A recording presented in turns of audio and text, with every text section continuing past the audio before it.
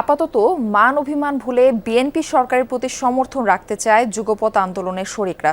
প্রধানমন্ত্রী তারেক রহমানের ঐক্যবদ্ধ থাকার আহ্বান আর জাতীয় সরকারের প্রতিশ্রুতিতে রাজনৈতিকভাবেও সরকারি দলের পাশে থাকার সিদ্ধান্ত মিত্রদের। বিএনপির স্থায়ী কমিটির সদস্য সেলিমা রহমান জানান, স্বাক্ষরিত জুলাই সনদ বাস্তবায়ন সহ নতুন রাজনৈতিক মেরুকরণে শরিকরা যেন জোট না ছাড়ে, এক্ষেত্রে সতর্ক বিএনপি। আগের মতো সহযোগিতা পেতে পরিস্থিতি অনুযায়ী ব্যবস্থা নিচ্ছেন তারা। আরিফিন শাকিলের প্রতিবেদন। AKS অর্জন করল গিনেস ওয়ার্ল্ড রেকর্ডস।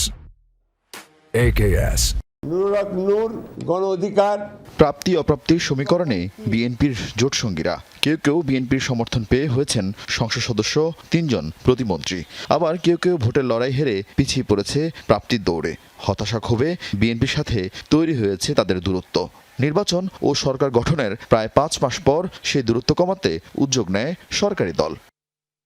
সোমবার প্রথমবারের মতো শরিকদের নিয়ে যমুনায় বৈঠক করেন প্রধানমন্ত্রী ও বিএনপি চেয়ারম্যান তারেক রহমান।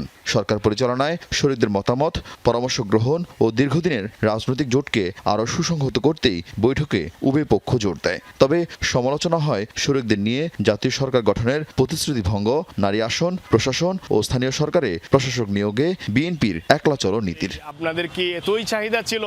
36 দলের 190 জন নেতাকে নিয়ে হওয়া সেই বৈঠকে ছিলেন গণপরিষদের হাসান আল মামুন ও বিপ্লবী ওয়ার্কার্স পার্টির সাইফুল হক।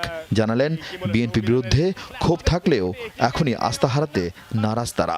প্রধানমন্ত্রী আশ্বস্ত করেছেন যে জাতীয় সরকার গঠনের মধ্য দিয়েই আগামী দিনে জোট সঙ্গী যারা ছিল, যুগপৎ আন্দোলনের সঙ্গী যারা ছিল, তাদেরকে নিয়ে আগামী দিনে পথ চলবে। পলিসিগতভাবে বিভিন্ন সমালোচনা করেছি, কিন্তু বর্তমান সরকারের যে মুভমেন্ট আছে, এই মুভমেন্টের ব্যাপারে আমাদের কোনো রকম আপত্তি ছিল না। সবাই স্যাটিসফাইড এবং যাদের যে বিষয় দাবি দাবাগুলো ছিল তারা সবাই প্রধানমন্ত্রীর সামনে বলেছেন। আমার হিস্টোরিক্যাল একটা জার্নি আমাদের ছিল, এই যাত্রাটা কিভাবে আমরা সবাই সম্পন্ন করতে পারি, আমার বক্তব্যের মূল জায়গাটা ছিল এখানে। সেখানে সরকার প্রধান ইতিবাচকভাবে তিনি বক্তব্য দিয়েছেন।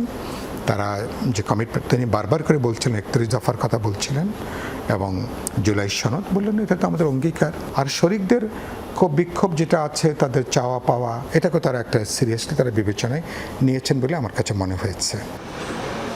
কার্যক্রম নিষিদ্ধ আওয়ামী লীগের অনুপস্থিতিতে বিএনপির এখন রাজনৈতিক প্রধান প্রতিপক্ষ জামায়াত এনসিপি, যাদের সাথে খুব বেশি মতানৈক্য নেই বিএনপির যুগপৎ সঙ্গীদেরও। জুলাই সনদ বাস্তবায়ন নিয়ে সংসদের বিরোধী দলগুলো রাজনৈতিক কর্মসূচিতে যাওয়ার আশঙ্কা আছে, তাই পরীক্ষিত মিত্রদের জোট ছুট ঠেকাতে তৎপর হয়েছে বিএনপি। এখন সময় হয়েছে, তাই আমরা একসঙ্গে বসেছি আর কি, তাই শুভেচ্ছা বিনিময় করেছি, কারণ তারা আমাদের সহযোদ্ধা। রাজনীতি সময়ের সঙ্গে সঙ্গে কিন্তু পাল্টে যায়, কিন্তু এখন যে রাজনীতি নতুন রাজনৈতিক ধারাটা এসছে, এই ধারাটা থাকবে স্বচ্ছ। যারা আমাদের সঙ্গে ছিলেন তারা তো জানেন যে জুলাই সনদে আমরা কি অঙ্গীকার করেছি, কাজে তারা তো জানেন এবং তারা তা আমাদের সাথে একমত হয়ে আছেন।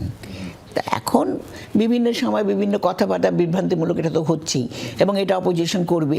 আগেও যেমন সাপোর্টার তারা দিয়েছি, একইভাবে সাপোর্টটা চাচ্ছি। জোটের ঐক্য ধরে রাখার প্রচেষ্টা বিএনপি থাকলেও ত্রয়োদশ সংসদ নির্বাচনে সর্বোচ্চ আসন ছাড় পাওয়া জমিয়তে উলামায়ে ইসলাম সরকারি দলের আমন্ত্রণে সাড়া দেয়নি। বৈঠকে যোগ দেয়নি আসম আব্দুর রবের জেএসডিও। আমরা বিএনপিকে 3 টার্ম দেখছি। আরিফিন শাকিল, যমুনা নিউজ, ঢাকা।